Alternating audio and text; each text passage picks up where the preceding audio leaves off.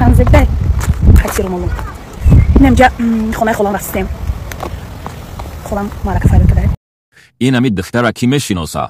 نخود یک زن مسلمان تو همین درجه را به حیا شیده باشه که خودش شهوت انگیز کرده به نمایش برایه و مردها را بقرار کنه.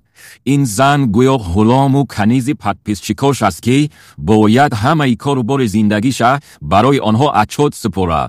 کجا رفتم، چی کار میکنم، چی میپوشم، چی میخورم. در پیش شوهراتون اگر همین خیل خودتون شهوت انگیز میکرده و همه کار و بارتون اچوت میسپاریده، حالا از شوهراتون جدا نمیشیده و زندگی خوب داشته و تو این درجه را به شرم و به حیا نمیشیده، ولی شما غلام و کنیز پدپیس چیکاتون شیدگیه. ببینه این همیجا اکران ایراستی پشوی بارش میگیره و گویا اناراش رکلمه داره. کاش که این لباس پوشیده باشه که پشوی برش پوشونه، یک لباس تنگ پوشیده که کلانی و میدگی پشوی برش نمایان میکنه. راه رفته سیامکه داره که جنبیدن پشوی برش بر الان نمودار است. در کامنتاریا همو جنبیدنی پشوی برش وصف دارن و خرمته و مرمته دارن.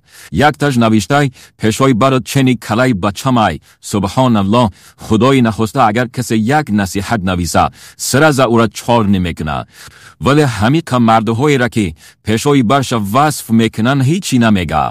در همین نواروش اقلن یگان گپی فایده آور بگه، من میگم خیلی منفعتش به مردم میرسه. ولی بینه که چی میگه؟